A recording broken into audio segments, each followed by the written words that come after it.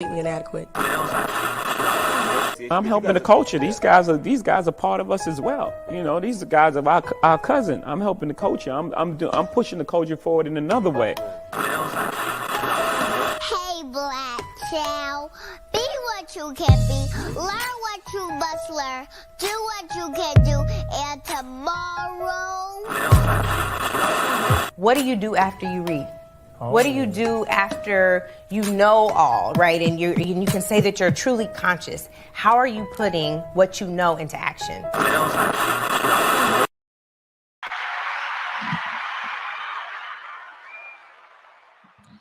Hey. I was gonna say good morning, but it's not morning.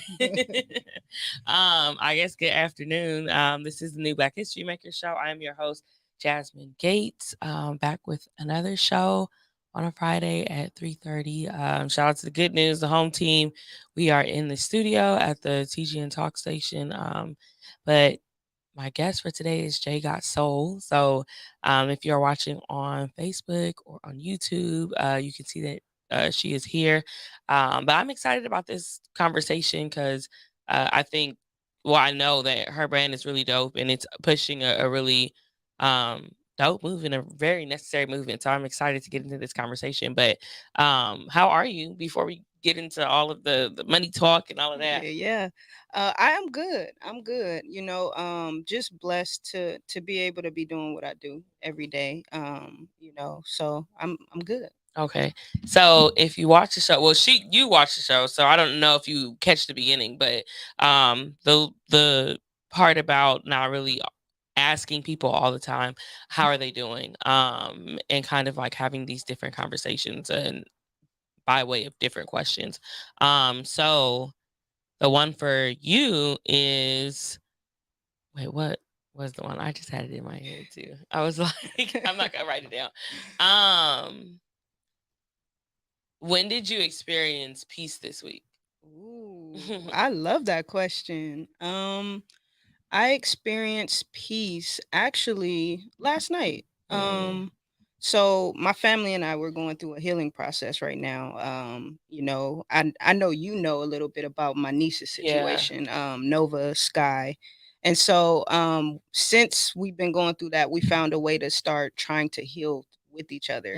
And so yesterday we had a scare, but we were able to kind of find the good in that situation and be there for my brother and the mom, his baby's mom, Crystal. And so it was like it was a different experience, because a lot of times we have those dysfunctional pieces in our family and we don't know how to heal together, but we're actually trying, So yesterday, after having a conversation with them, checking on them, making sure they're good, it made me feel good to be able to have that experience. That's good because I think a lot of times we hear a lot about the negative, aspects of family, or like my family is this, or a situation like that. You would have heard the negative side, like, oh, I know that they had a lot going on, and then it turned into a big thing because we didn't know how to handle our emotions. Right. I'm definitely glad that you guys are able to like come to this, and I know it's been like, a lot that you guys have been dealing with. Because how old is your niece now? She is 1 year old. Oh now. wow. Yeah. Mhm. Yeah. So yeah. yeah, it's a lot. She just got out the hospital a couple weeks ago. It was a whole battle just Yeah. getting her the proper care. And so with her getting out the hospital, there's a lot of maintenance that goes along with her health and Right. stuff like that. And so, yesterday she had a complication, and so she's admitted right now. So for those prayer warriors, just be praying, but she's good, she's Yeah. good. And we were able to catch it at the right time. She was at her doctor's appointment and it happened at the doctor. And so they were able to act fast, Wow. Okay. so it was like a blessing that they were at the right place at the Yeah. right time. So, it's just going through all that, it's just a lot. Right. So, Did you want to kind of touch on the story, or? yeah, I could share the story. So, Nova Sky, she was born a year ago. And so she was born with I don't even want to mess up the name, but it's a heart condition. And so before she was born, they were saying she's going to need a heart transplant, all these things and stuff like that. So we were trying to figure that out. But the hospital that she was at was just giving us so many limited options. They went as far as to say that we should start making funeral arrangements for her. We should stop pushing for her to live. We should just make her comfortable and let her die. And we didn't believe that was the energy she was giving us. So we was like, yeah, no, we're not willing to do that. So we were fighting with the hospital and the social workers who were just, because I'm a social worker myself, I know how the system runs and I know how it treats Black fathers. Yeah. And my brother is a Black father, but he's not your average Black father, and so the way they try to paint him as the average Black father, for me as a social worker, it was I had to take a stance. Do I choose my family or do I choose my job because they're giving me a steady paycheck? And so I chose my family and I fought with him, and we were able to get her transferred over to Children's Hospital, LA, Okay. where they gave her the best care that they knew how, and they did everything in their power to make her comfortable, to make her happy and things like that. But we had that fight. And so eventually, we learned that she didn't need a heart transplant. And so they were able to do a surgery that kind of, I wouldn't say correct it, but it was able to fix the problem good enough where she would not need to go through the heart transplant. Okay. And so, yeah, we were just grateful, but it took us to fight. We literally had to take it to Facebook. Cherry blossom, tulip. We had to take it to Facebook. And we found a doctor who worked at Children's Hospital. She's the one who actually was able to help us get her transferred because our request wasn't good enough for that hospital. Okay. And so it was just a blessing, and then for her to be able to get out was a blessing, so we're counting our wins and trying to work through those low moments. But yeah, she's healthier. We see a lot of life in her. She smiles more, when she's at home with the family and everybody is interacting with her. So it's just been an interesting journey. Yeah. And then when you said that she just came home, has she been in the hospital the entire time? Her whole year. Wow. Her whole year, yeah. And then it was interesting too because, COVID. So visitation was very limited. Wow. Sometimes, she wouldn't have any visitors, and so it was like she's strong enough to go through that and be there by herself and still want to live, So we just saw a life fighting and we was like, yeah, we got to fight with her, but we got to heal to be able to fight with her. So that's good. Yeah. And then what was that conversation like? I mean, whoever was the initiator of it, if it was you or one of your family members, but just being like, we need to at least have something a little more positive in place with our lives and stuff. It was definitely me. I would say I'm like the family mediator. I've always been big on family. Like even when I was little, my grandmother, I was close to her, and I would always ask her, "Why don't we eat together at the table?" Like so she'll try and make it happen. So I was always that person. And so when Nova came about, I'm like, okay, so this is a whole life, and we got to be able to take care of her, but we can't take care of her if we're all just unhealthy and dysfunctional and all that kind of stuff. So with me having a psychology background and stuff like that, I'm just going to use what I know, and teach my family as much as I can and just kind of like push the envelope that way. Right. That's good. I think that's really good because I know we mentioned it. You kind of were talking about the episode of last week with La Speaks Volumes, but I mentioned it there where, they say when you heal, you're healing, up the generation or whatever down, however you want to say it, but back basically towards those that came before you. So a lot of times the decisions that we're making now, our parents, our grandparents are looking and saying like, well, they deal with the same kind of family issues that we are dealing with because we're of the same blood, but they're carrying it differently, or they're choosing not to like, entertain the BS or whatever. So shout out to you for doing that. And I mean, you can probably attest to it, but oftentimes that healing piece is not easy. I know or if you guys follow us, where we just launched our summer program for Black boys called Minding Your Mental Health. And a lot of the conversations that we've had with, people is just like, well, nothing's wrong with them, or they don't, they don't seem to be wrong. And it's like, well, you checking in on your mental health, you don't need to be wrong, quote unquote, to check in Right. on your mental health. Like, Right. it's just a check in, you know, or it's just a conversation. Yeah. And then you don't know, especially if you're saying something like that, you know, you don't really know what's going on with you or what triggers you or whatever. So, a lot of times you will get pushback, but you know, we as this younger generation that's a little more like youthful or whatever, you know, it's a lot of work trying to Yeah. just get our family to get like on board with certain things. So It is. shout Yeah. out to you for doing that for your family. And then like, where are you, oldest, youngest? I'm the middle. Okay. Yeah. I have an older sister and I have a younger brother. And so yeah, I take on like the balance. You know, I'm a Libra too, so I have that balance.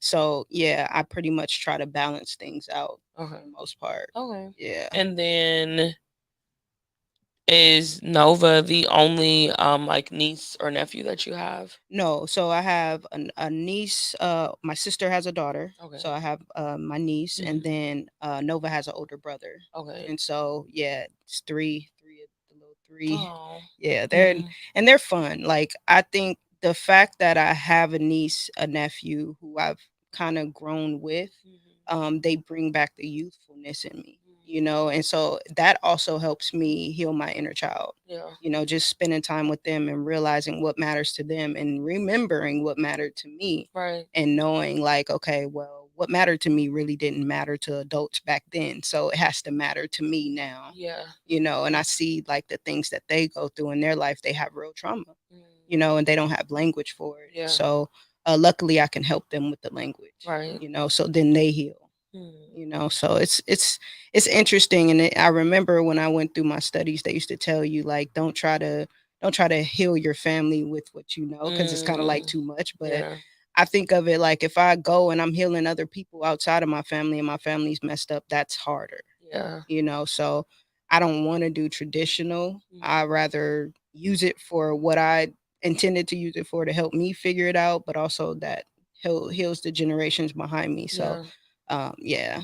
Yeah, I love that. So let's get into just an intro about you. I know we kind of like talked and you brought up like your family and stuff and all of that, but just a little bit more about like J Got Soul. What do you do? Who do you serve? Yes. Okay. So J Got Soul is I have a lot of hats.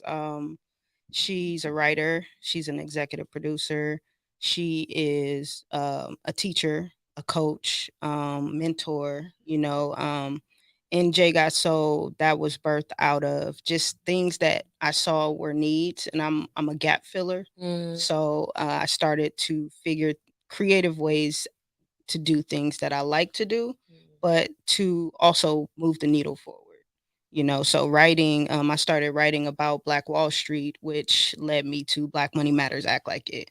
Because I was just looking at just how they were able to create that economic structure when the law said blacks and whites couldn't do business together. Yeah. So you're limiting our finances, you know, and so we still did it though. You know, and that wasn't the only place. Right. You know, so now I'm learning about all these different places. I'm like, so we've always been successful.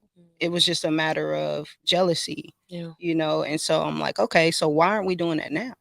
You know, so studying through that, and I'm like, war on drugs. You know, people can't focus if they high. Yeah. You know, so it's like, you know, I see how things happen and I'm like, okay, so let me spark the mind to put things back in order. You know, so writing was one, but I realized like, dang, people ain't writing that much. Right. So it was like, all right, well, what's next? And I started doing the t-shirts, you know.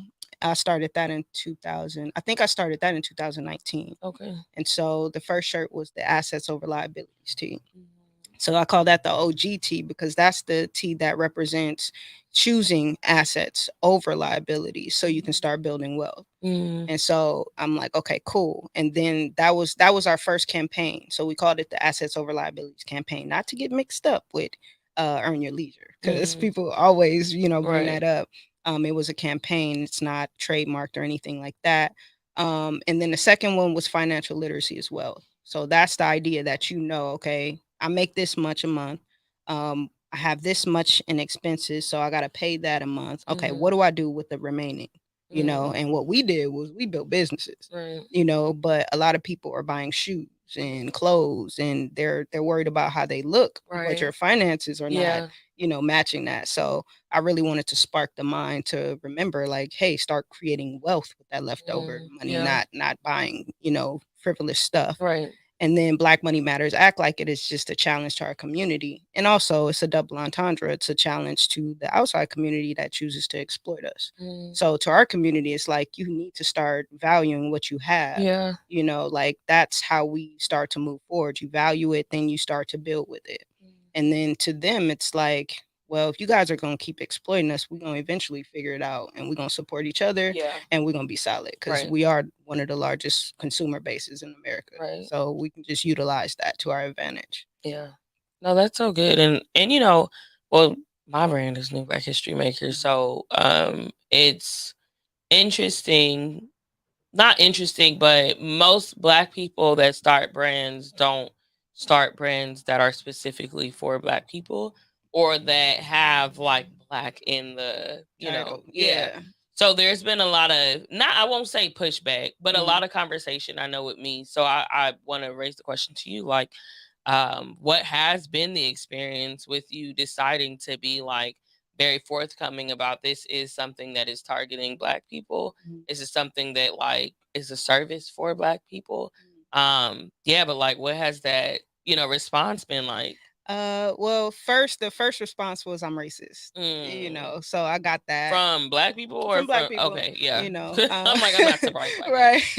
And it was some, I got some innuendos that it was excluding, and it was like, okay, I understand that. However, I am a rebel at heart, if you will. So it's like, okay, well, we've been excluded since we got here. Yeah. So for me, it's like, okay, well, I can't focus on that conversation, because that just takes away from the point. Like, the point is that we did it before, and it was damaged by jealousy and white supremacy. Yeah. So if I'm going to let white supremacy and jealousy damage my brand, it's like I'm just going to allow that same cycle to happen all over again. So, sure. I kind of had to just block it out and keep pushing, and then it starts to take on a new meaning. And I think that that's when it becomes more inclusive, when it starts to take on that next meaning, because it's like, okay, well, white people are saying, like, yeah, we did do wrong. Our ancestors did do wrong. And when you're able to start to address that, then we can have an open conversation. Yeah. So I think that over time, the conversation opened up. But yeah, originally it was the racism card. So. And then, so I know you said that the assets over liabilities, that was the initial campaign. And then did you go from there to Black Money Matters, or? So it was that campaign. I did that campaign, and then Black Money Matters was the second campaign. Yeah, that took off. And once Black Money Matters act like it started to take off, it was a lot, because you got comments where it's like, oh, money matters. And I'm like, okay, so I'm not going to entertain that. So it's been a journey, but I love my people. Yeah. And I have a rich history within my family that I'm just now learning about. And so I want other people to learn about that, because I said this once before. It's hard to navigate a world when you don't know where you come from. So, we can sit here and do all this, but the reality is most of us don't know where all of this came from. Right. So we're just kind of like going with the flow, and that's distracting. Right. So. Yeah, that's so good, because when I was working in schools, I don't work in education anymore, but in the formal way, but I would, you would look at the kids, and, the Black kids, of course, and I'm someone coming in with, and this was when New Black History Makers wasn't as big as it is now, but I would just wear my merch, and I'm coming in like, I'm a New Black History Maker. That's what my stuff would say. And that's before we had any other design. So that was the only thing that I would wear when I would decide to put it on. And I'm like, the stuff that the kids would say, I'm like, y'all have no idea who I am. Like, how proud I am about my Blackness, and how much I want to sit here and give y'all, like a history lesson or whatever. But you have to understand that, like you said, when you don't know who you are, like, you don't walk with a certain confidence. You don't, try to go and be better. You don't look and see like, oh, I come from this, so therefore I must produce this, you know? So, and not that it made me feel negative, but it does provide a lot of context of why, you know, you have other people, because there's people that are like us, right? But then there's people that like we advocate for on behalf of that don't really see this side, right? That may not be living the complete right way, right? Yeah. So it's like, well, if you don't know where you come from, how are you going to have direction, you know? Right. So I think that's a really good point. And I'm happy that you said like you're learning that history like from your family and stuff, because I think there's a lot, even like with the Bruce's Beaches thing. When I went down there, like it's turned into a whole thing now, but when I went down there in 2020 and did the Breonna Taylor not party, but the event, and it just turned out to be way bigger than what it was supposed to be. But I went down there because I wanted Black people to see that we as Black people weren't always just struggling, because they were entrepreneurs that owned beach resorts. And I'm like, you barely even hear about that now. You know, Black people owning something on the water, like that's crazy. So that was my only intention, you know, was just for Black people to become more aware and to become empowered by it. And even though we're not connected by blood to the Bruces, but just knowing that they were Black, you know, knowing that, okay, they were Black entrepreneurs, so this must mean like we can. And then also it changes your perspective on history. And it's like, also in the 20s, it wasn't just all like we down and out and we ain't got no money. Like Black people were doing things, and you know, white people essentially tried to stop them at every single corner, every single turn. They tried to stop them because they were doing things. So yeah, I love that. I love when we get to learn about like where we come from, when we, because oftentimes we just don't have that liberty. So yeah. Question for you. So when you were teaching, when you come in with your shirt, what kind of things did the kids say? They would ask. It's funny because they wouldn't say anything directly about the shirt. It was like over time they would develop this perception about me. Because I remember one time, when we used to feed the homeless, this was before COVID. We used to feed the homeless every month. So maybe during my break or something, some of the kids would be in there and I would be working on a flyer or something. And I remember one of the boys, this was after I had, maybe it's like towards the middle of the school year. And he was like, "You going to go feed the homeless?" And I said, "Yeah." And he goes, "Wow, like, you know, that's really good or whatever." And then I also had a water bottle, like a gallon of water. And he was like, "People in my family don't drink water." And I was like, "What do they drink?" He was like, "They drink Hennessy." And I was like, "What?" He was like, "They don't drink water."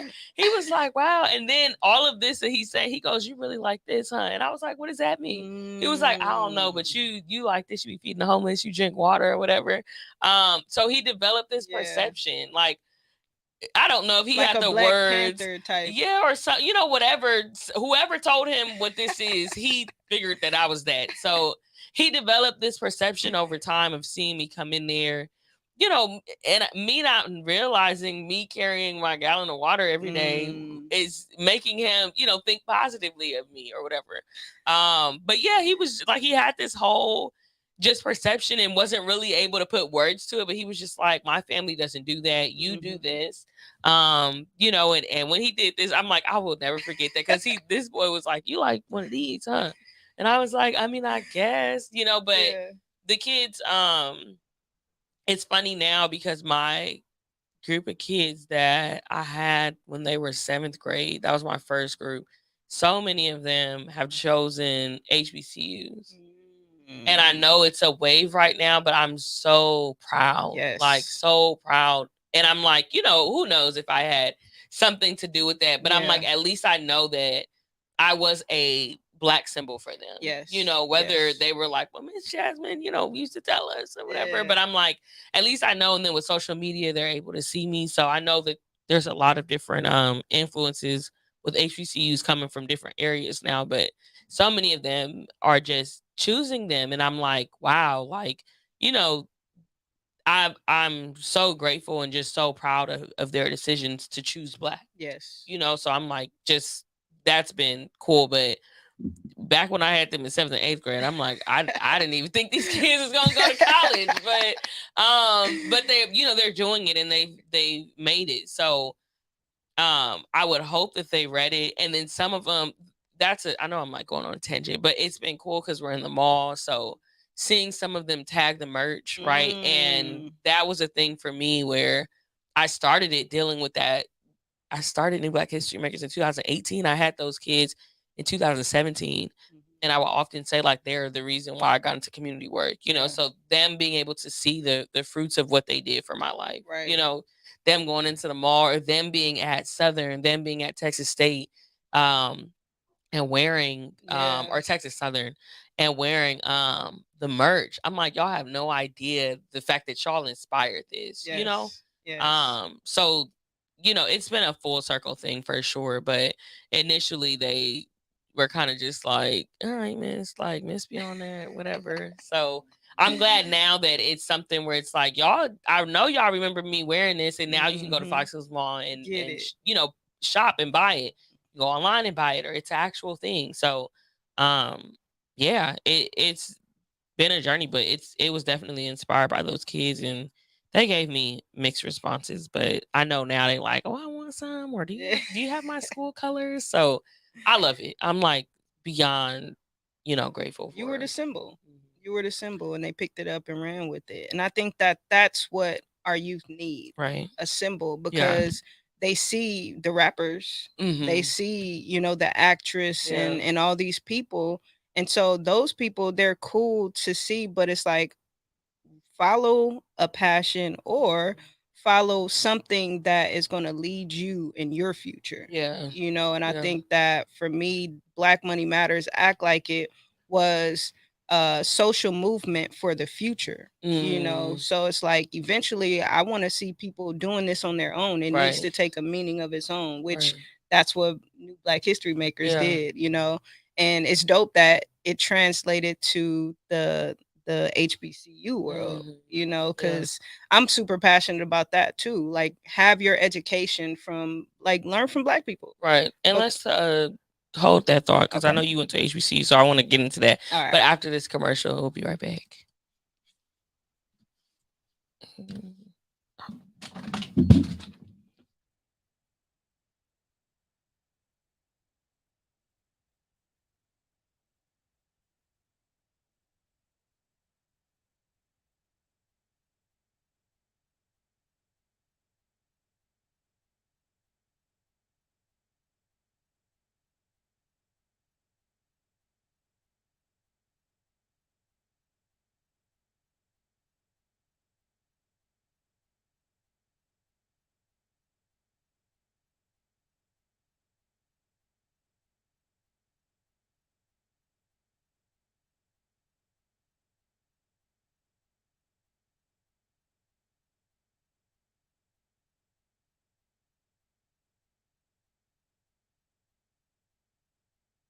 Happy Friday, Jasmine.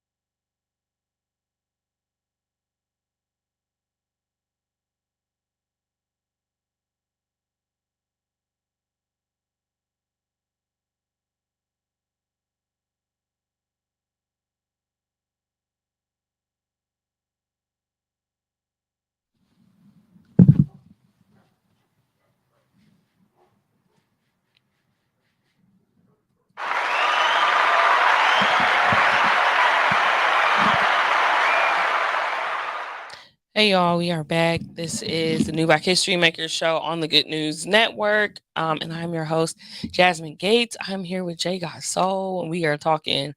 Well, we are always talking all things black on this show, but but today, definitely, excited to have her on. Her brand is Black Money Matters. Act like it. So, is it Black Money Matters? Act like it, or Black Money Matters?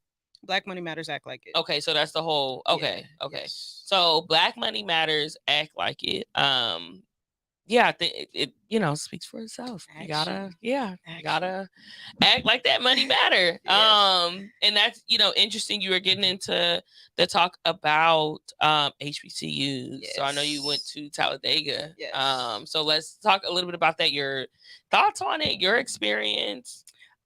So my experience was interesting because of the space that I was in mentally. I grew up with a lot of trauma, so when I left LA to go to college, I was running.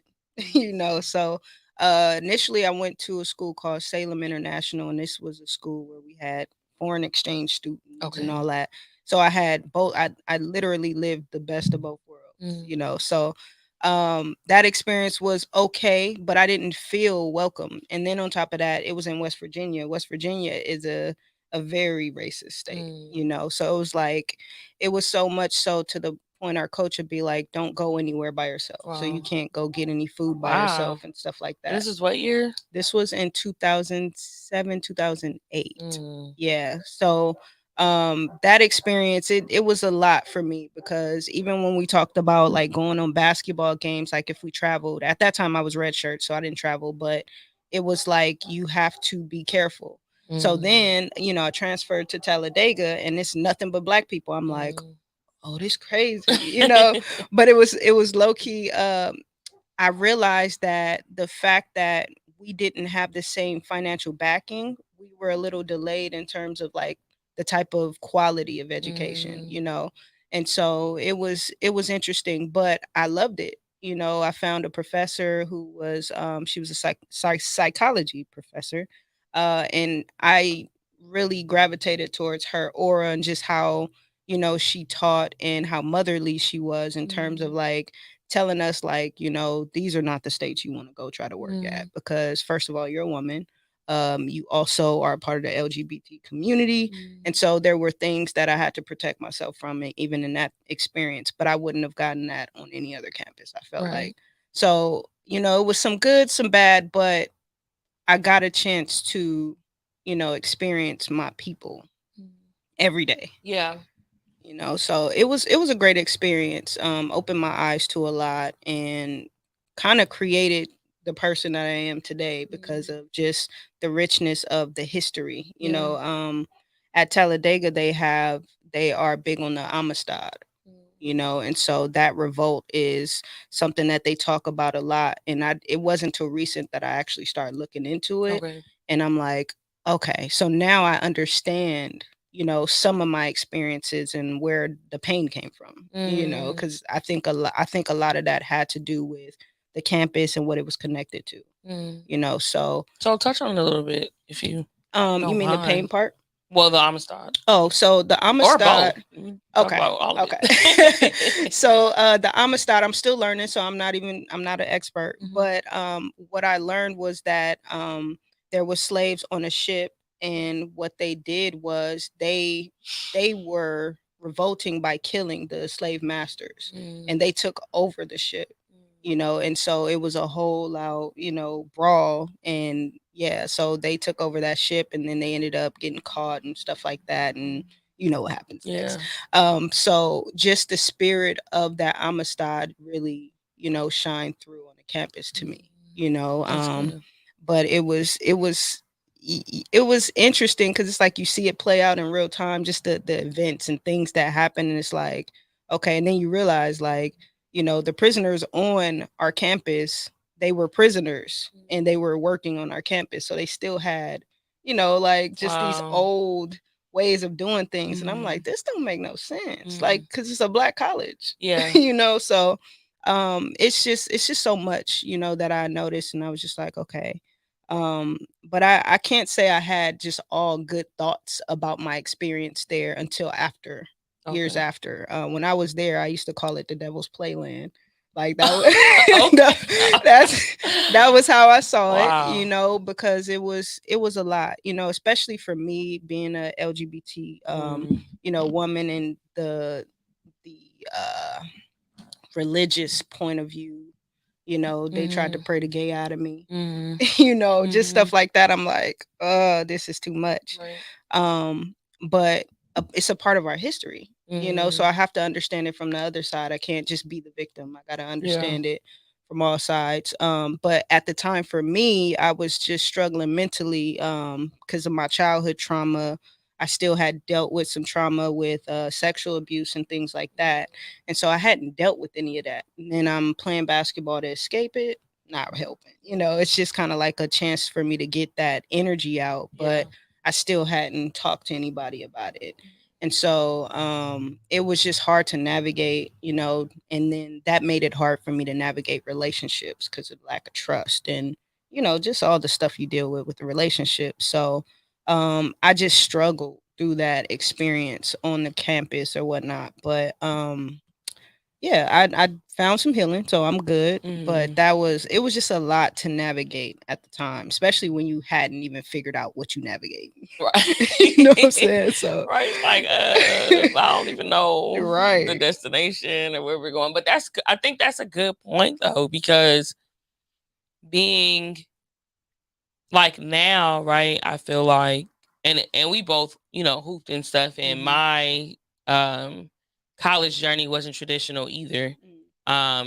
So and it's a lot sometimes, and dealing with a whole bunch of stuff. So I get that, where it's like, okay, it wasn't some of the people that we hoop with, and I'm sure you hoop with too, where they had a set plan. They went to a 4-year, they knew where they were going to be for the next 4 years, and then they graduated and did whatever, but mine wasn't traditional. So it was something where I never really got to like settle in, so I can understand that, like, okay, what am I navigating? Or like, I went to a JC and broke my foot and did all of this, and then went to a 4-year and was trying to figure it out, so I'm like, I feel like now I'm getting to a point where I'm like, okay, like I know what I'm doing. Like I have my business, and now I can like navigate properly. Like I can see where things are going, but it wasn't like that. So I think that's a really great point, and we don't talk about that in between phase of whether it be like from going from a high school student to adulthood or whatever. But sometimes that phase can be long for people. So that's a good point. Yeah, my experience was interesting. Like as far as the like you said, navigating that process, because it just seemed like in the basketball world, like I thought, and we were told, like, okay, you play well and you're going for a scholarship. They don't tell you the in betweens, or what if that don't happen, or and then for me, like my high school experience was terrible. It was terrible. So that led me to college. But I felt like if I had the support, then I probably would have had a full scholarship. My whole goal was to go get a full scholarship because my family was struggling. So I'm like, I'm trying to make sure they ain't got to pay for nothing. And so then when you got people and jealousy and all that trash in the way, it's like, this don't mean as much anymore, because now it's a game that you guys can manipulate. And so after graduating, well, after winning my first championship, I was like, I'm leaving the game of basketball because I want to just leave the school. I just want to finish my education and leave and figure out what I'm going to do, because this ain't going to be it for the rest of my life. No, for sure. And they don't pay enough in the WNBA. So like if I'm trying to go for that goal, it's really not leading me nowhere. So I'm like, yeah, I'm just gonna focus on the education part, go back home, figure out how to get connected with my community and work there. That's interesting too, and we're gonna get into how you started Black Money Matters Act Like It. But I was watching I'm Athlete, and I don't remember the lady's name, but she was a sophomore in the WNBA, and then there was a rookie in the NFL. So I don't remember when the episode came out, but it was a while ago. And they were talking about their first purchases with their checks, with their first checks or whatever. And the one that was in the lady, she basically was like, she driving I don't know what car, but like basically driving a Camry. And was like, I mean, the way she was talking about it was like, not that she was struggling, but like, yeah, I'm trying to keep this up. Yeah. And he was like, so I don't know if he said he bought like 7 cars, but whatever he bought, it was like, I mean, of course, what we see on TV, like it was just with the first check, and she haven't even been able to purchase what he bought, and and I'm like, that is beyond crazy. Like that is so insane, and I'm like, I get the numbers or whatever, but I'm like, regardless, there's a push for male sports, and there's not a push for female sports or whatever. But it was just crazy, and I'm like, granted, we grew up, as little girls hooping, put all of our life into this. And of course, that was a goal. It wasn't a goal that I accomplished. But I'm looking back like, would I have wanted that? Right. Like, would I have really wanted that compared to where I'm at now? Like, yeah, it's cool to be on TV and do all of this, but it's like to struggle that way. Right. In essence, if it was somewhere even near the NBA, like, of course, that's a complete dream, and it still is a dream because we grow up just wanting to be like those ladies that were in the WNBA. But to think about it on the side of being an adult, it's like, nah, y'all playing around with female athletes too much. Like, that's crazy. But and that to was think, to think Brittany Griner, right? She's in the WNBA, but she had to go and play overseas too to even make up close to what she wanted. They all have. Right. And it's like, so you got to do double the work to get not even close to what they're Not making. even. And it's like, what are we doing? Like, what are we doing? Because what I think about is the time, effort, the wear and tear on your body. Like, you broke your foot. Yeah. You know what I'm saying? And there's no, like, I don't remember the trainers being as active in women's sports as they were in the male sports. You know what I'm saying? Like, I'd hyperextended my knee, and I didn't feel like, okay, yeah, go to the trainer. They're going to take care of you, get your ice bath. It didn't feel that way. And they weren't telling you that. It was just like, you good? Can you play? You can't play? All right. Just sit on the sideline. It's like, well, dog, I just gave up like my whole life to play this sport, and y'all treated me like I'm dispensable. You know what I'm saying? So it was just like one of those things where it's a matter of worth. Right. Like, and I'm in this space where it's like, I want to care for my body and I want to be intentional about my body. And so a lot of times with sports, it's just, you just do the same thing repetitively and you wear and tear. And it's like, what are the preventative measures? Yeah. We don't get taught that. Right. Because once it's seen that, okay, you could go to college, it's just, you keep playing. And I'm like, we would joke like ankle injuries was something that you just kept going. But I'm like, my ankles is not regular now. Like, my ankles are so trash. But you think about, like, before you even get to the WNBA, there's so many of us that play for majority of our lives. Like, I'm not even at the halfway point of like, or even, like, what did I play for since I was like 6 or something? And I played till I was about 20, 21. So what is that, like 14, 15 years? That's a long time. That's a long time. I'm like, I haven't even not played half as long as I was playing. That part. So it's like, it's a lot, that we put on our bodies. And you would think like going, and you think about these pro athletes, the men more so, and the treatment that they get. And granted, like, we weren't practicing 8 hours a day or doing whatever, but it still was a lot. And the treatment that they're able to get and all of that. And then those of us that are not, like, we just left with whatever. Injuries and everything. Because I got a torn ACL right now. Like it's just a lot. But we kind of talked about the finances. So let's kind of like go into Black Money Matters, Act Like It. So where did it start? Well, I assume, after college and stuff. But then, like, where did your just like kind of heart for Black money and financial literacy come from? It came from my place of realizing that my family was struggling. So, like, childhood, you realize like, dang, like I don't have it. Like, so I was the one who was like, my mom would tell us we don't have it. So I'm like, okay, well, I can't get no Jordans because my mom don't have it. So I'm not trying to get that, Yeah. And so I was just always cognizant of that. And what ended up happening for me was I became a hoarder of money. And so it was like I wanted, like, if I get allowance, I'm holding on to it and I want to spend somebody else's money.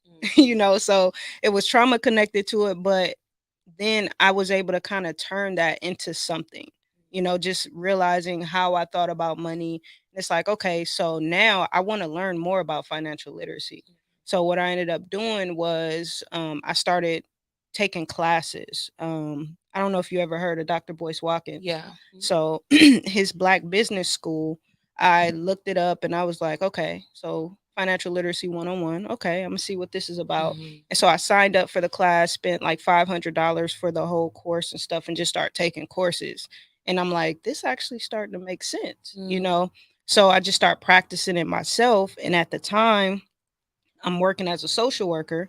And so I'm like, okay, so if I don't spend all my money and I only keep my bills minimal, I have money, what am I going to do with it? And so then I just start figuring out, okay, what can I do with that? And he would talk about, investing. And I'm like, okay, well, what would be the best way to invest? And so at the time I learned about Stash App. And so Stash App, you can invest for as low as $5 a month or $5 a week or $5. You can do whatever you want with it. So I'm like, oh, okay, I'm gonna try this, and I started doing that. And then I started Robinhood and I'm like, yeah, I don't really like Robinhood. So I, discontinued that and I just kept going on the journey. And the more I would do it, the more I wanted to continue.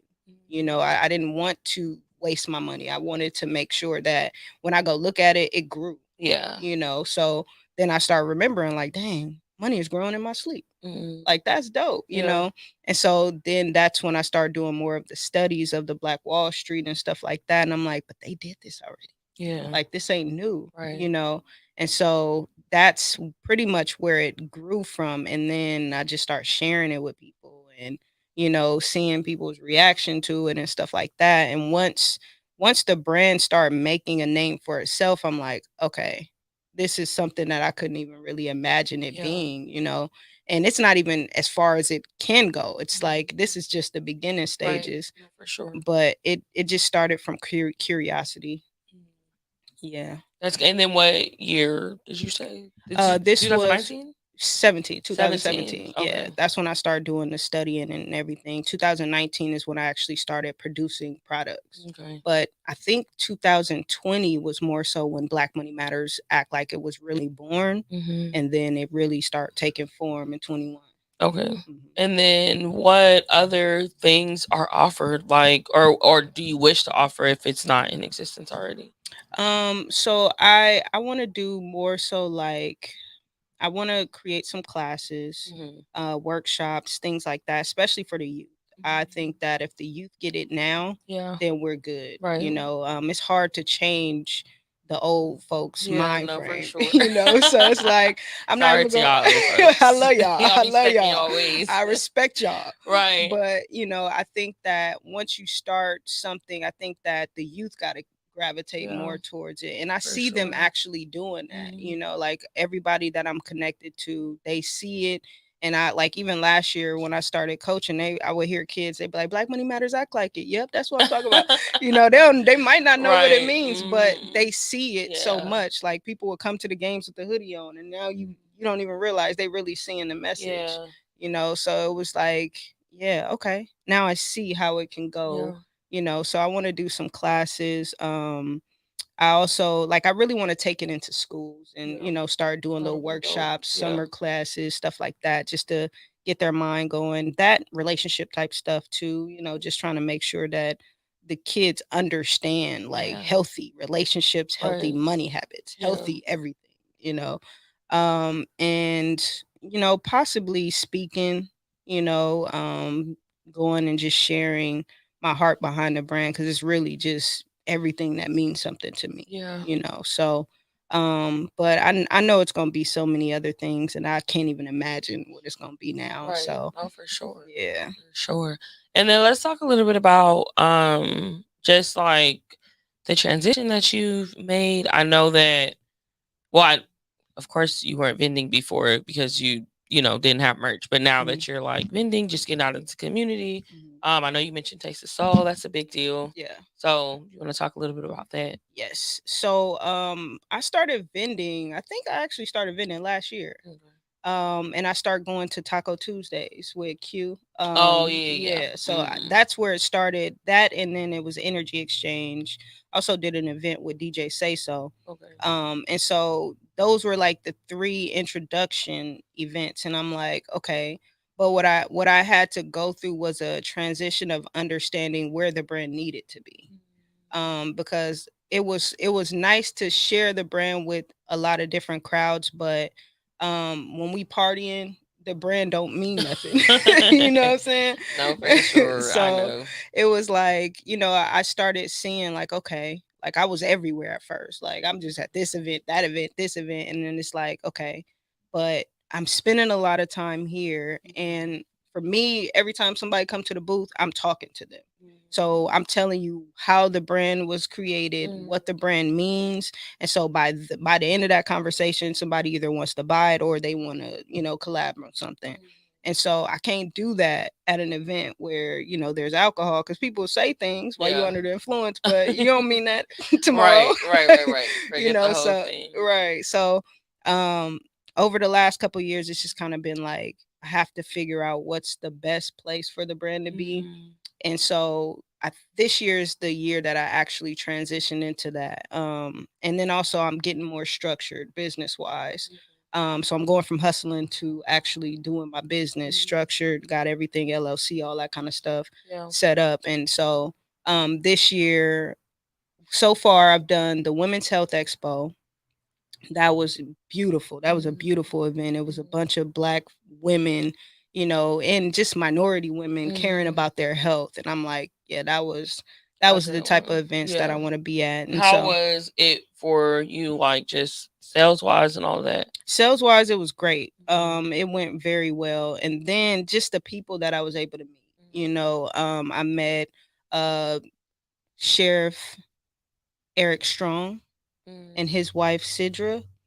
And so he was running for sheriff this year for LA County. And so, just that conversation, and just, like I definitely related to his wife, because she also is just very powerful. They both are in law enforcement. Okay. So they understand, the racial tension, and so just that conversation was powerful. And learning more about them. The whole radio show, KJLH was there. So I got to meet, Guy, and he came by and he supported.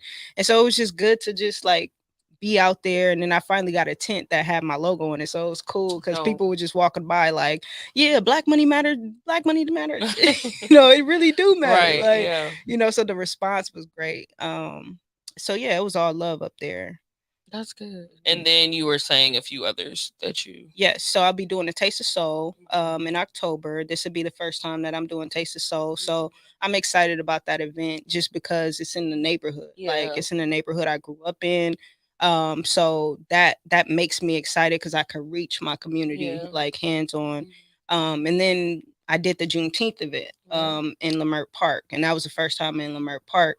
And shout out to VSCDC. So they actually helped me get hooked with that event. Okay. So they helped me get my street vendors permit. They helped pay for, we received a grant to pay for our registration, stuff like that. So it was a blessing to just be out there, because I was connected with the right company. And then what is VSD? What did you say? VSCDC, so Vermont Slauson Economic Development Corporation. Okay. So they help with business, all things business. I've been taking workshops for the last 3 months. They help me write my business plan. Okay. They help me get just everything in order. I have a business coach. So he led me to somebody. Her name is Crystal Mitchell. She's phenomenal. She taught me how to learn my books, you know, so they're helping me get my structure in order. And that was my goal this year. So it just feels like everything is aligning and I'm meeting all the right people at the right time and it's putting me in position. So yeah, it's been dope. This year's been a growth year for sure. That's good. And it's only halfway through, so that's really good. And then anything else that I mean, I know that it's summer, so any, summer plans for the business? And I know you mentioned offline that new merch is here. Yes. So we are doing pre-orders for our new merch. We have our bold olive set, which is shorts and it's a t-shirt. And so this is on pre-order right now. The shirt that I'm wearing now is called the Silhouette Blue Tee. And so this shirt is kind of like my it's a ode to a friend. So Silhouette the poet, she's a poet and she's been supporting the brand tough since we started. Like, she's like, hey, I need a shirt for my homie, I need a shirt for this person, I want to make sure they in the video with your merch. She did a video, she had the merch on. So she's been rocking with the brand since we started. So we talked about it and she came up with the idea. She's like, you should do a royal blue tee. I was like, I actually love the color royal blue. So that's dope. And I was like, you know what? I'm gonna call it the Silhouette Blue Tee, and so, just collabing with other people who believe in the brand has just been dope. So we have these ordered, they're all on pre-order right now. And then we're also doing a sale, trying to get rid of all our hoodies because it's time for some new merch. So we have a two hoodies for 10% off. So if you get like 2 hoodies for like small, medium to extra large, you'll pay about $70, for 2 hoodies. So you can get it for your family, get it for a friend, just to support the brand, but also put that message out, So we're doing that. And yeah, I got a new campaign coming. So that's gonna be fire. It's gonna be the Retire Your Jersey campaign. Okay. And let's talk about that a little bit after the break. Yes, yes. But retire your jersey, don't forget that.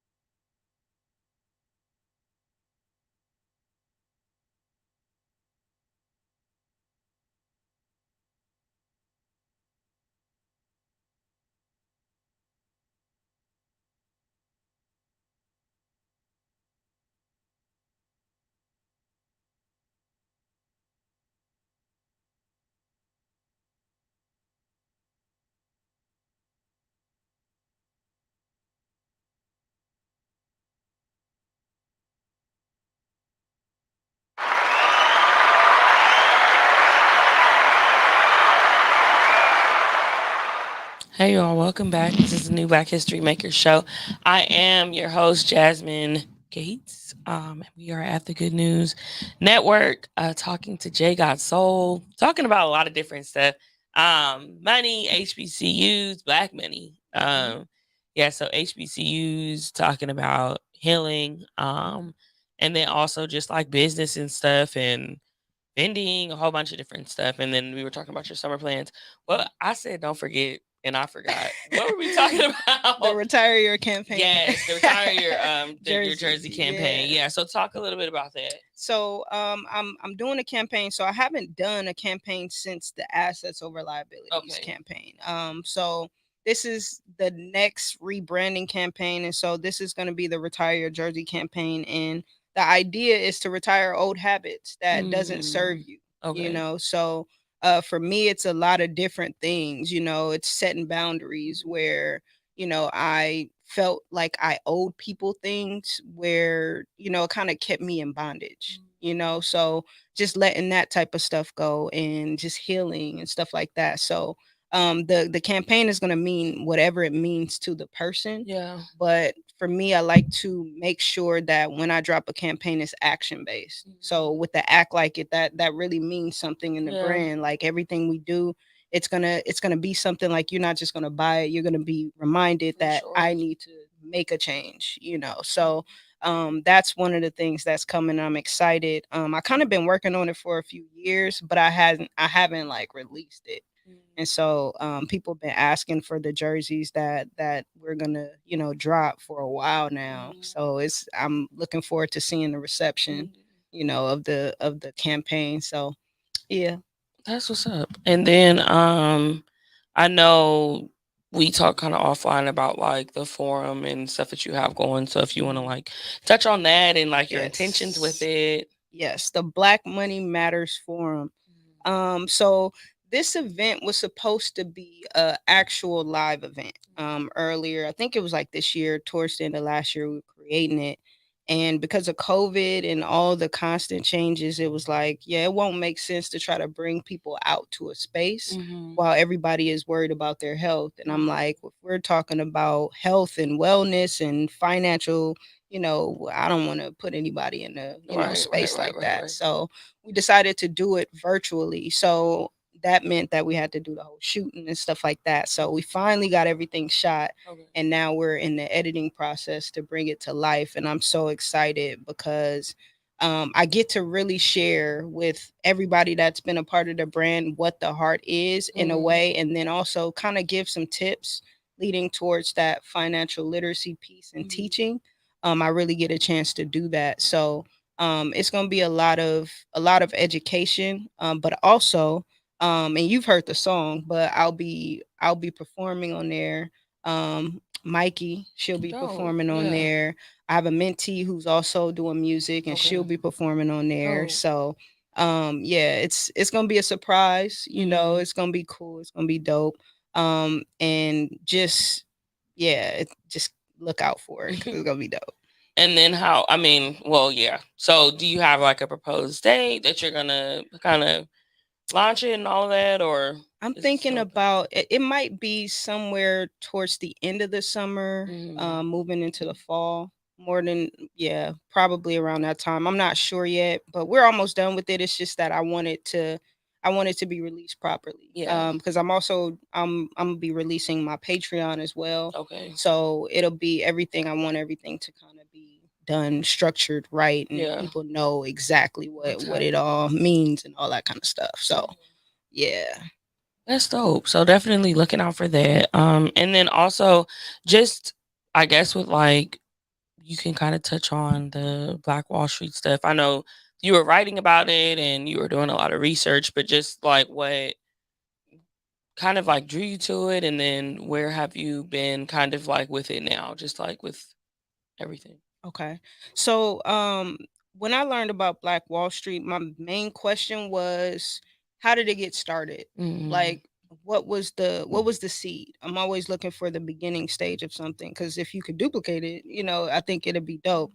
So I was like, okay, so where did it start? And when I learned that it was one man You know, he decided to buy 40 acres of land. His name was O.W. Gurley.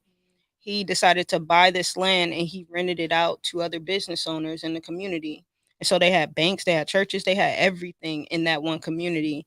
And so they continued to circulate that money inside that community, which meant that they didn't really need, you know, the help of the white community to make that happen. And so it just really taught me that there's power, you know, in just the smallest of a group.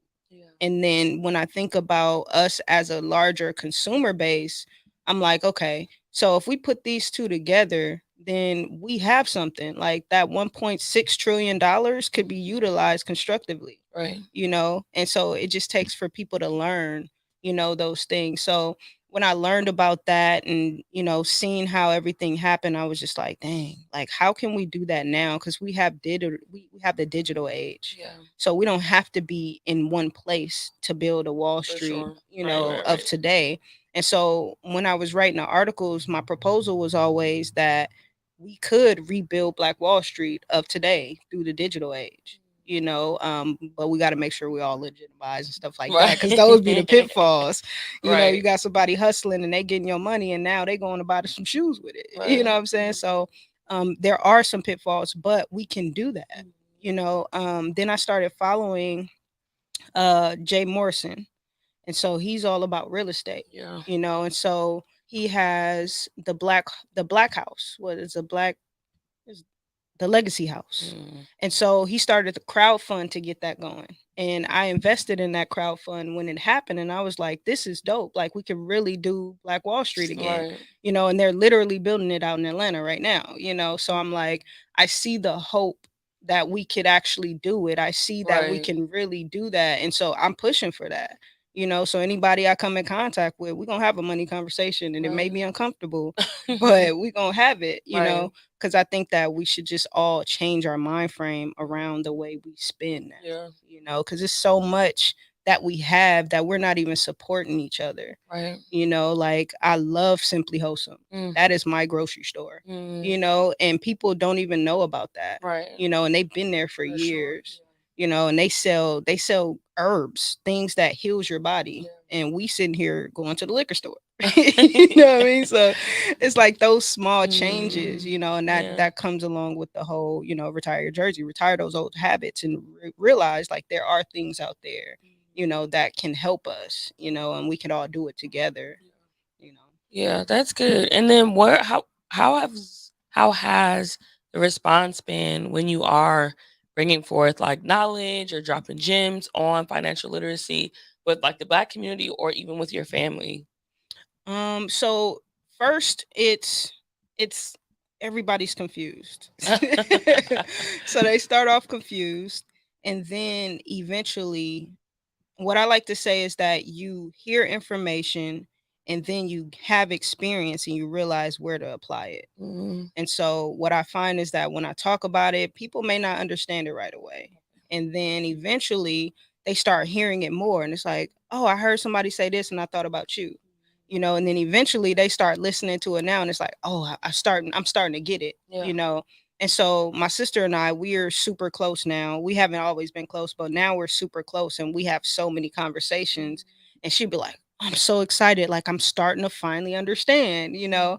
And so I just see the process and I realize like everybody is not going to get it right away. Yeah. You know, so I have to give it time for people to understand. But as long as I keep talking about it, eventually it's going to penetrate, Right. you know? And No, so for I, sure. I just try to take it slow, and just do it, because when I'm in the example, I know they're paying attention, you know? So if you can see it being done, then you believe you can do it, Yeah, you know? And so that's the approach that I've taken. for sure. Okay, so not necessarily devil's advocate, but Mhm. so it's Black Money Matters. So if a non-Black person is like, okay, I want some services, or I want to hear about what you have to say, Mhm. what is kind of like your reaction, or how do you kind of handle that? Go about that? I think they can duplicate it too. I think it's a message to Black people, but I think anybody can utilize Right. it, you Yeah, for know? sure. So it doesn't exclude them. It just targets a group, Right. you know? And so if they don't have any financial literacy skills, then they can take on the same, you know, Mhm. principles and utilize that in their life. You know, I just find that a lot of them have more access No, for to, sure. you know, that information. And it's interesting because I see the trends, the financial literacy trends. You know, all of a sudden everybody is financial literacy gurus. And it's like Not a guru. guru. And so it's like, but what about the people who don't understand that language? You Mm. know, and so that's what the brand does. It talks to people who doesn't understand that guru language. Yeah. You know, they understand things from a practical standpoint. Like, all right, well, how much am I making right now? All right, that may be, it could be anywhere from 800 to about 1500 a month, you know, and so you do your math with your paycheck, you know, like I'm not trying to tell you go out there and go invest. That'd Yeah. be the first thing they tell you, but people don't understand investing. Yeah. So what if you investing in the trends and then they go down and now you lost money Yeah. and you ain't got money? So yeah, like I just want to make it practical for people to understand so that it doesn't have to be so complicated and we can really start building. Yeah. Yeah. And then as far as like your parents and stuff, are you like the person helping them, or how is that kind of relationship or interaction going? Yeah, I'm teaching them. You know, me and my mom, we're really close and I saw her struggle, you know, and it was kind of like one of them situations you just don't know what you don't know. Okay. You know, and so I learned that they just didn't know. Yeah. And so for me, I had the opportunity to get educated so I can take it a step further, you know. And so my mom, she what with what she didn't know, she's created a lot, Wow. you know. So now I have the ability to come back and be like, okay, so I've seen what you did here. This is what you did wrong, but this was cool, you know. Yeah. So then we can kind of flip it and then we kind of utilize it to where we're actually, you know, building the Yeah. proper way. And so that's kind of like the approach that I take with my family, is just kind of like going back and doing the dirty work, getting back to the ground and building, you Right. know, from there. So yeah. Right. And then what has been your proudest moment as a business owner? You know, just running this business, like what has been like, okay, yeah, that made me feel like something. When I put my tent up, my new tent up at the Women's Health Expo, and I stood there in front of it, I was like, dang, I really did this. Like, you know, because I have a hard time Right. seeing my progress. Like, I'm the Mhm. type of person I can achieve so much and I won't Yeah. talk about it. Mhm. Like, nobody knew that I studied psychology for a long time. It was kind of like one of them things like, oh, what? You know? So seeing that, and then my sister, she constantly validates, like, sis, you did that. Like, and she constantly telling me that because she has to remind me all the Yeah. time. And I'm like, you're right, I did do that. That's crazy. Right. You know, so just seeing the progress and seeing how far I've come, you know, especially since, like, you know, resigning from my job, I was Yeah. scared. Mhm. You know, because it's like I don't know where that next paycheck coming. Right. You know, I have to create it. Yeah, no, for sure. So I it get was scary. right, for sure. And I wanted to talk about this earlier, but you being a psychology major, what inspired that? And then kind of just like, how are you using that to kind of like push this financial literacy, you know? Okay. What inspired it was my own mental mess. You know, like I said, in college, I was going through a lot. I hadn't dealt with my sexual abuse and stuff like that. So, just going through that experience and being mentally unhealthy, I was just like, yo, I don't understand what's going on. Right.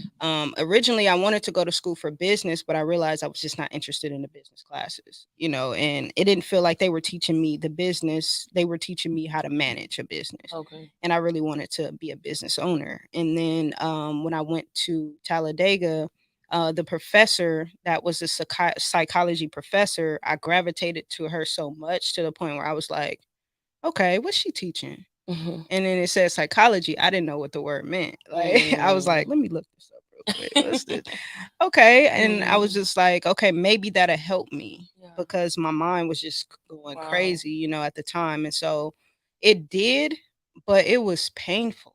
You know, like we were writing things. We had to write, like at the time, me and my dad, we didn't have a good relationship. Okay. So we had to write things out that hurt us. And I remember writing a letter to him. And then that was like one of those breaking points for me, because it was like, that was something that was huge in my life too, that along with everything else that I dealt with. And so, yeah, just going through that process, I started to find some answers. And so I realized like that's what I needed.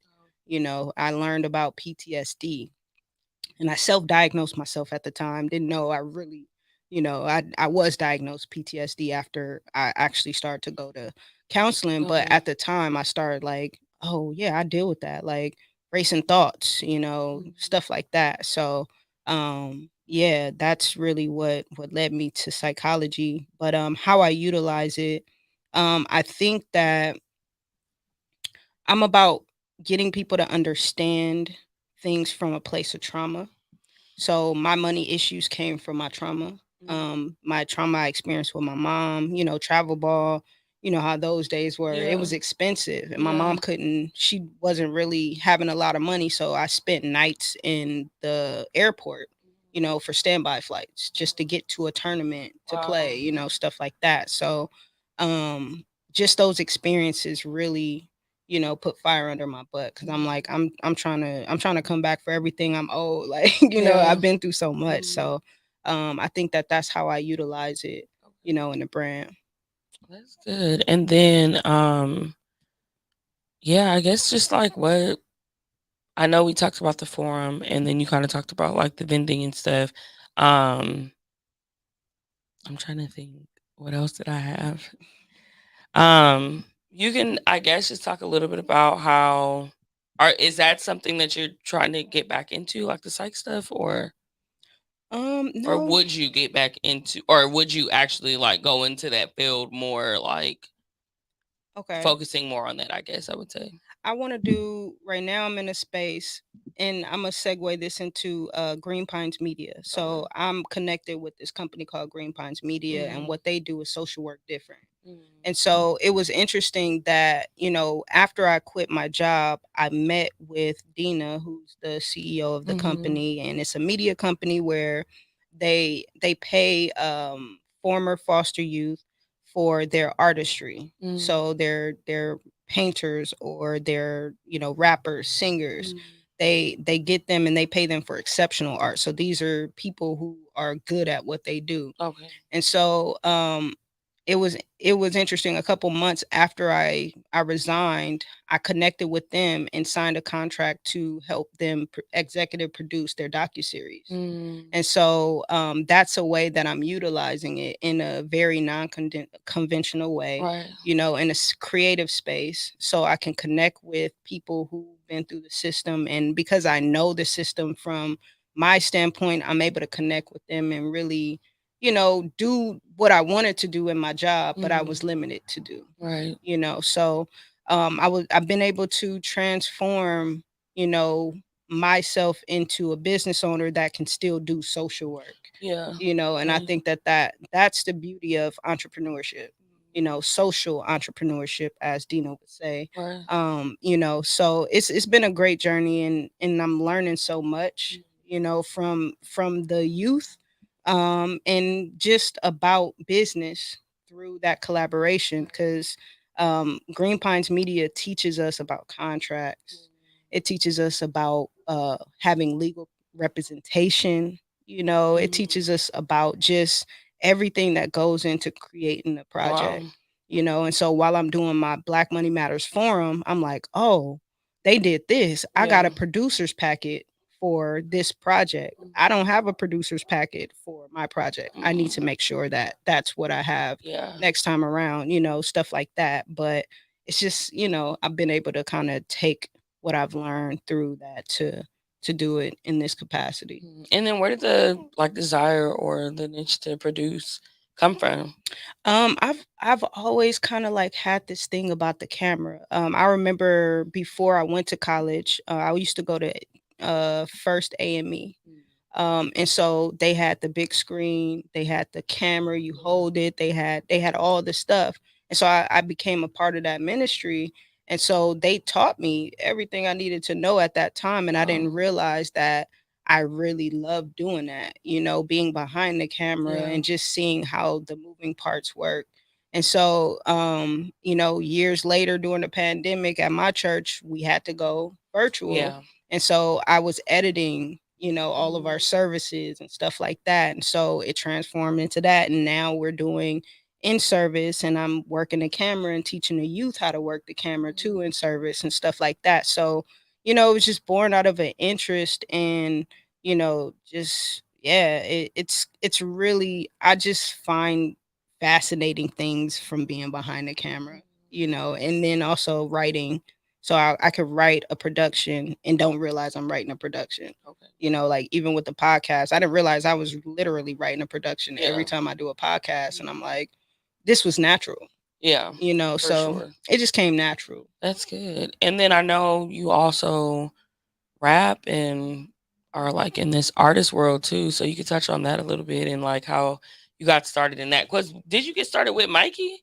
Yeah, kind of, sort of. Okay. So me and Mikey wrote my second song that I've ever wrote. Okay. I wrote my first song with Brittany Jackson. She is a Grammy nominated songwriter. Okay. And so, I was going through a breakup at the time, just quitting my job, going through all this stuff. And I'm like, yeah, I want to kind of explore my voice, And so she's like, let's do it, So we just chilling, going through the motions. And, I grew up in church. So my dad sings, my mom sings, so I'm always around music. I have an ear for music, but I just didn't have the confidence within myself. And so now going through so much, I'm like, I need to get something out. Yeah. And then I was going through therapy and I had to, stop going to therapy because I just didn't feel like it was helpful. It was more harmful than helpful. So music was my therapy. Okay. So that's how I kind of got into the music side of things. And I don't consider myself an artist yet. It's a process for me because I'm a perfectionist. So if it ain't perfect, I can't consider myself that. Like I knew I was a hooper, Right. but I didn't know I was a writer. I didn't know I was a producer, and I'm learning these things about myself. So I feel like I'm in this space of learning everything I need to know about who I am, and it's teaching me that I've got so many abilities, that I didn't tap into before. Right. And then is the like artistry or songwriting and all of that, is that something that you're actively working on, or is it something that's just like you pick up from time to time? So I'm not a everyday writer, but I do enjoy the process. So right now I have 2 songs that are somewhat completed. And then I'm working on another song. And so I think it's going to be a part of me, what I'm saying, as I grow, cuz I just like to see myself grow in something. I'm never not trying to advance in something. So when one thing is, I'm like, okay, I'm tired of that. I'm going to find something else cuz I don't like to be bored. Yeah. So Sure. it's like one of those things where if I'm not focused on the business so much, like selling, I'm gonna focus on writing. Yeah. So that's how it kind of just ping pongs back and forth. That's what's up. Well, we're gonna get ready to wrap up. We have a few minutes left. But yeah, this is a good conversation. We touched on like a bunch of different things. So I'm definitely grateful that you are here. But anything, I mean, like tips, financial tips, I don't know, anything as it relates to healing or whatever that you would want to kind of like leave with people, some last words. Yeah, so I would say just start with your own pocketbooks. When it comes down to building wealth, for those of you that are not, in that realm, because I know you probably have a lot of audience that knows, about Well, that. hopefully y'all. I mean, well, and it's interesting because most times people just don't. Yeah. People just don't know. Yeah. So I just say start with your own pocketbooks. Like, if it's better if you know what your expenses are, like what your rent, what your car note, what all that is ahead of time. So when you get paid, that's gonna come out first. And then the rest of it, you can give yourself a small allowance. Like I'm only gonna spend this amount, and then the rest of it you wanna, create wealth. So you could find any type of vehicle that works for you. That's what works for you, not what works for somebody else. Right. And you had mentioned, you said the Stash app or something. That's something that you still use now? Yeah. Or, okay. Yeah, I still actively use Stash app because it's $5. Right. Like, and my thing is, I like to invest in things that I'm already what I wear. So I wear Nike. So I'm going to invest in Nike stock. You know, I know that could be a little controversial with the Black Money Matters Act like it, but I own what I'm wearing, you know, so that's how I look at it. So my approach was, if I have it in my closet and I see it's stock, then I'm going to put some money towards that. So when I buy, then I don't feel as bad. Right. You know, but the last thing that I wanted to do was I wanted to gift you with this hoodie. Oh, thank you. This is yours. And I appreciate I appreciate you for having me on the show. Of course. And if that's not the right size, we're gonna get you right. It's money green. Yes. Oh, look at this. Thank you. Yeah, no I appreciate problem. this. So now you laced up with the Black Money Matters Act me a like. gift. If I bring anybody else on this show, y'all better bring me a gift.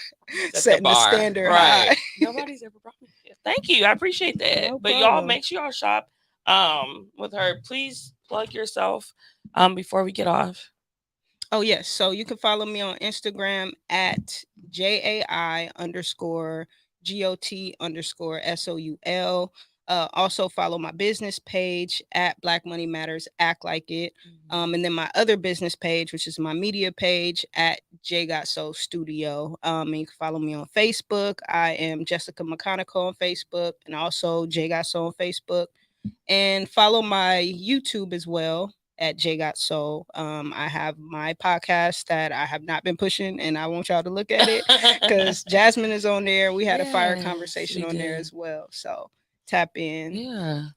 Okay. Well, yeah. So that concludes this episode. We will be back Friday, 3:30 to 5. Back again. But thank you so much for being here. I appreciate it. This was a really good conversation. A lot of good gems. It was just across the board. We talked about a lot of different things. Yes. But make sure y'all share this with somebody, and I will catch y'all next Friday. Peace. Without the power of God behind everything I do, I really am completely inadequate. I'm helping the culture. These guys are part of us as well. You know, these are guys of our cousin. I'm helping the culture. I'm pushing the culture forward in another way.